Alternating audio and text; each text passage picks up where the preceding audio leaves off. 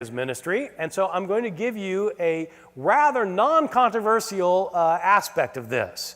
Jesus in relationship to the law. Virtually everybody that I know of who works on the historical Jesus thinks that Jesus was and meant to be law observant, that Jesus himself followed the Jewish law.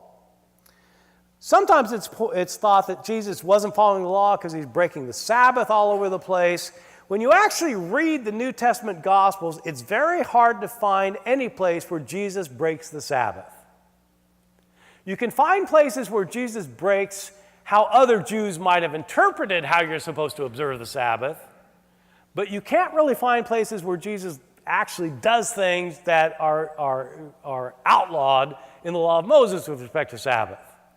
So there were different opinions about what it meant to observe the Sabbath, and Jesus had one set of opinions that others had different opinions about. Pretty much it looks like Jesus was law observant. Jesus was almost certainly a teacher of the law.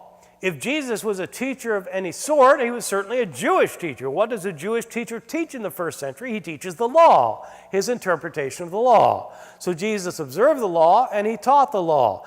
Jesus did have disagreements with other teachers, especially Pharisees. Jesus wasn't the only one who had disagreements with Pharisees. Sadducees had disagreements with Pharisees. Essenes had disagreements with Pharisees. And most especially, Pharisees had disagreements with Pharisees. There were all sorts of disagreements within Judaism. It continues down to today, as you know. Jesus had disagreements with other teachers. It doesn't make him anti-Jewish or un-Jewish or non-Jewish or against the law. It simply makes him a Jewish teacher.